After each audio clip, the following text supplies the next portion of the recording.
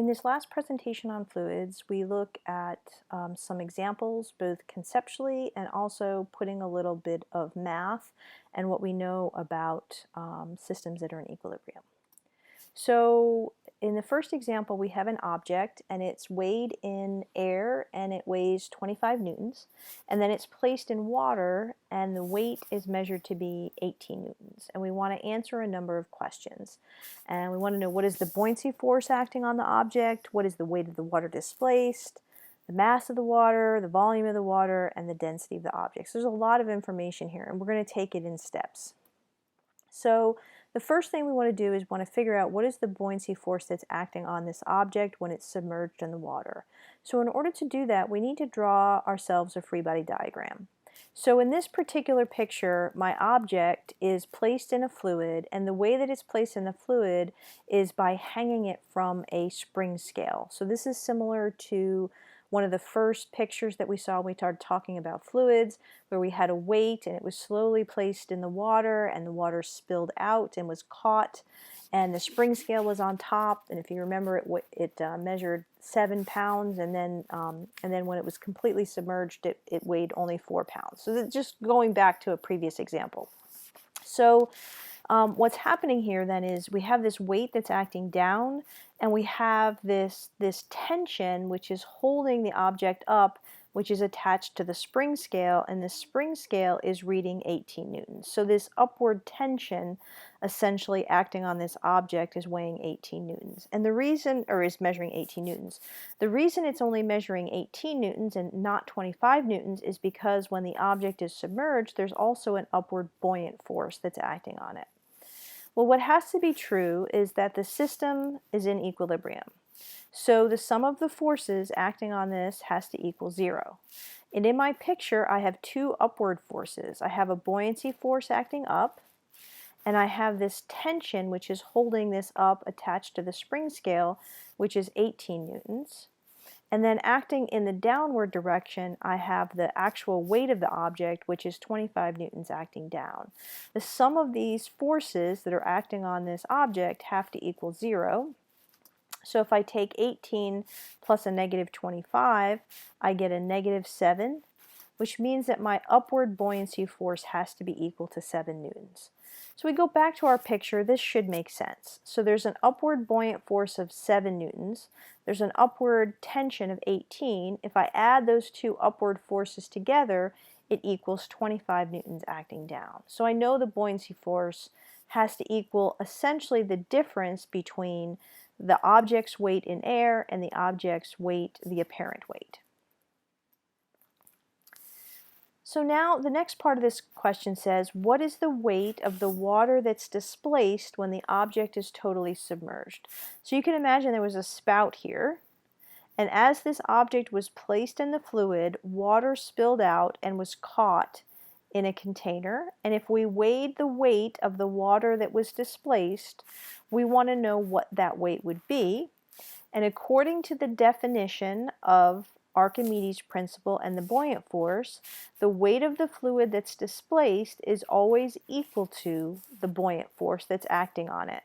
So I place the object in the fluid, water spills out. If this was filled to the top, I catch the water that spills out, and the amount of water that spills out, I weigh it, and it would weigh 7 newtons, which is exactly equal to that buoyant force. Knowing what the weight of the fluid is that's displaced, I'm asked to determine what is the mass of the water that's displaced. So if I had that fluid and it spilled out and I caught it and I put it on a scale, it would weigh 7 newtons. But if I know the weight of anything, I can always calculate its mass because the weight is mass times gravity. So if I plug in the value for g, which is 10 meters per second squared, mass times gravity has to equal that 7 newtons. If I divide both sides by 10, I get that the mass of the fluid would have to be equal to 0.7 kilograms. So I catch that fluid that spilled out, and the mass that I would measure would be 0.7 kilograms. The next part of this question asks, what must be the volume of the water that's displaced? So I catch the water in a container, I measure its mass to be 0.7 kilograms, but I want to know what the volume is of that particular liquid that spilled out. And so I remember that water has a density of 1 kilogram per liter. And so I know the density of the water, in this case the fluid, is 1 kilogram per liter, and I know the mass, so I can go back to my definition of volume. Volume is mass over density, so 0.7 kilograms over 1 kilogram per liter means that the volume of the fluid that spilled out was 0.7 liters. However much fluid spills out of the container has to equal exactly the volume of the object that's submerged. Because as you place the object in the fluid, slowly the water spills out to make room for the volume of the object. So essentially, by measuring the volume of the fluid that was displaced, we measured the volume of the object. And we know the volume of the object is 0.7 liters. We want to determine what is the density of this object. So this might be some unknown object, and I'd like to know what its density is. And so this is one way that we could do that by basically measuring the volume of the liquid that comes out. I can figure out what the density of the object is. So I know that in order to know the density of an object, I need to know what the mass of the object is. And so we go back to our original problem, and it says that the object has a weight of 25 newtons in air. This is the important quantity, the 25 newtons in air. That's the actual true weight of the object. So that means if the weight of the object is 25 newtons, weight is mass times gravity. Gravity is 10 meters per second squared, so I can divide both sides by 10, and I find that the mass of my object is 2.5 kilograms. So knowing the mass of the object and knowing the volume of the object, I can calculate the density, which is its mass per unit volume. So 2.5 kilograms over 0.7 liters, and I get that the object has a density of 3.57 kilograms per liter. So the object is more dense than water. Water had a density of 1, and that makes sense because the object does sink below the surface when it's, attached to this spring scale. It's below the surface, it's not floating. So I would expect the object to be more dense. So what were the important things that I knew here? Basically, by knowing how much the object weighs in air and how much it weighs in water, and knowing the density of water, I was able to figure out what the density of this object was. So I didn't have to actually physically measure the volume that spilled out. I could calculate that based on the measurements of the weight in air and the weight in water. So this is actually a better way of determining, if you remember back to the merchant example where you have purchased a silver plate and it has a certain mass associated with it, and you want to know whether or not it's actually made of silver. You could actually weigh it in air, weigh it in water, and based on that information you could calculate the density of that plate, or that whatever shape the plate happens to be. So just going back to a couple of examples that we already talked about, and also some different ones. Suppose that I go back to that ship that's sailing sailing a cargo ship. It's sailing in the ocean, and it goes from the ocean into fresh water. So the ocean, of course, is seawater, and then it goes into freshwater harbor, and it sinks slightly deeper into the water as it goes into the fresh water. Does the buoyancy force on it change when it sinks deeper in the water into the fresh water? And if so, does it increase or decrease? And if not, why does it sink deeper? And so the answer to the first part, does the buoyancy force change? The answer is no, it does not change. When an object floats, the buoyancy force is always equal to the weight of the object. Since the weight of the ship does not change when it moves from seawater to freshwater, the buoyancy force doesn't change. So it experiences exactly the same buoyant force. But it doesn't float the same way. So when it enters fresh water, it actually sinks a little bit lower in the water. And the reason that it sinks lower is it has to displace more fresh water in order to equal the weight of the object. So when it's in seawater is more dense, and so it requires less volume of seawater because it's more dense to equal the same mass, weight of fresh water. So since fresh water is less dense than seawater, it requires more of that fresh water to equal the same weight as the seawater in order for this object to float. Sort of going along those same lines, and it's kind of leading to the last two questions. Suppose you had two life preservers that are available for use. Life preserver 1 is filled with styrofoam, and 2 is filled with lead pellets. Both are identical in every way except for what they are filled with. So a life preserver, you can almost think of these as the ships, those round, almost looks like I don't know, like a lifesaver or a ring of some sort, right? And so they're identical in every way, but one is filled with styrofoam and one is filled with lead. Now, I will say this, styrofoam is it has a very small density, and lead has a very large density. If both life preservers are submerged in water, so you take both of those life preservers, you completely submerge them in water, which provides a greater buoyant force. So the two life preservers are identical in every way, they're just filled with different materials. So since both of them have the same volume, when you place them both in the water, they both will experience the same buoyant force. This might be kind of weird. Say, okay, well, they both have the same buoyant force. Great. But which preserver would be better to use if you needed to float, or would they both be equivalent? They both have the same buoyant force. But remember that the buoyant force on an object can have a different impact based on the weight of the object. And so life preserver 1 would be a better choice. Styrofoam is less dense than lead. So the same volume of styrofoam weighs less than the same volume of lead. So the upward lift from the buoyancy force, even though the buoyancy force is the same on both the preserver with the styrofoam and the preserver with the lead, the one that's filled with lead has such a large weight that the buoyancy force is not going to have a very big impact. It's not going to help it float. Whereas the one filled with styrofoam, which has a very small weight, will have the buoyancy force will be greater than that weight and will allow it to float. So you have to keep in mind that it's very important when you submerge an object that two objects can have exactly the same buoyant force based on their volume, but the impact of that buoyant force can be different based on what the weight of those objects actually are.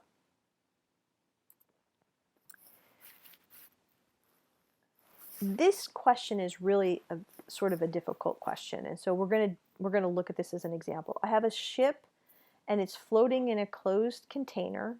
A lock is the way we would describe it, but it's basically just a closed container. The ship contains a crate that's filled with steel. In this particular picture here, it's a sphere. What happens to the water level in the closed container when a crate filled with steel is dumped overboard? Now, the crate filled with steel actually sinks. So we're going to look at the PhET simulation for this. I'm going to go ahead and I'm going to share the answer, and then we're going to look at it with the PhET simulation. So when the steel object sinks, the weight of the object is greater than the buoyant force it experienced when the steel was floating in the ship. And since the buoyancy force is less, the volume of the fluid displaced is less, the water level will go down in the closed container. I can read that probably like 5 times and you'll still be like, what are you talking about as you read that? So it's really kind of a hard thing to describe. So we're going to look at it with a PhET simulation. But I want to point out that if you have something, in this case, it's floating and then it sinks, the water level will actually go down in the lock. On the other hand, if you have a same ship and you have this container, except that it has wood blocks on it, in this case it's a sphere, and we want to know what happens to the water level in the container when the large wood block is dumped overboard and the wood floats. And in this particular case, I'll read through this and then we'll see it. So when the block of wood continues to float, the weight of the block is equal to the buoyant force it experienced when the this shouldn't say steel, but when the wood block was floating. Since the buoyant force is the same, the volume of the fluid displaced is the same, and the water level will stay the same. Not the same, but the same. So this actually should say wood, not steel here. So let's think about this again using the PhET simulation. And there's a couple of YouTube videos that you could take a look at if you wanted to look at some other examples. Okay, so here is our PhET simulation, and we don't have a cargo ship and we don't have steel, but we do have two different materials that have different densities. One floats and one sinks. So in this case, I have a 2 kilogram brick and a 2 kilogram wooden block. So I'm going to put the wooden block in, and it floats, no problem. And I notice that the water that's displaced is 2 liters. So when I put it in, the water level rose 2 liters. Now, I'm going to put the block on top, the brick block on top of the wood block.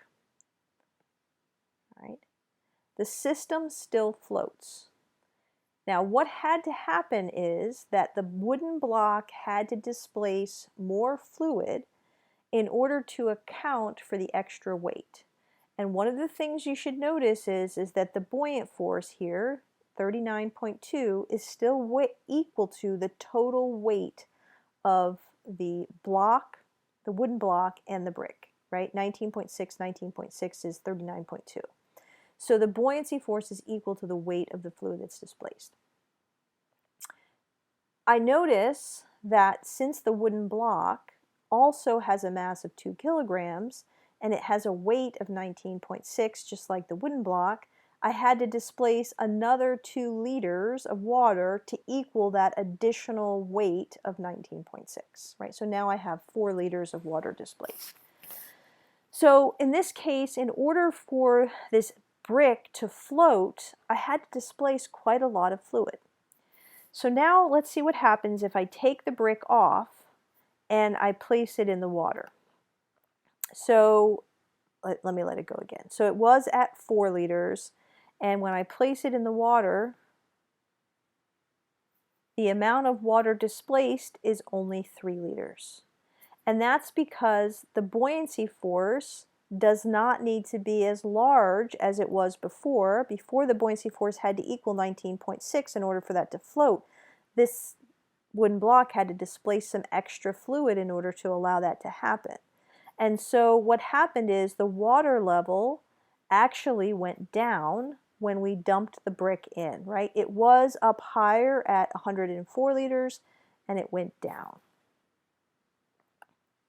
All right, let's look at this again, but let's make this be, I guess we could even do ice, right? Let's do ice or styrofoam. There we go, we'll do styrofoam. So styrofoam is obviously less dense than wood. Okay, so the same thing. So now, all right, I've got my wooden block, so that's my ship, and I'm going to place an object that normally floats. All right, so here's an object that normally floats, and I am going to now place this styrofoam on top of the wooden block, and of course they still float, right? And so the water level had to go down a little bit to account for the styrofoam. So the question is, if I have this styrofoam on the ship, which already floats, and I place it now into the water, this is my lock here, right? My ship and my block that's going to float, what will happen to the water level? And the answer is it stays the same, because in both of these cases the objects are floating. So the overall buoyancy force has to equal the weight of the two objects. It had to equal the weight of the objects here. That's the total buoyant force, right, is 21.07. And when I place them in the water, the buoyancy force still has to equal the total weight of these objects combined, 19.6 plus 1.47. And so the same volume of water will be displaced, and therefore the water level stays the same. So this is really kind of a challenging example to look at, but it's much easier to look at when we do it with the PhET simulation.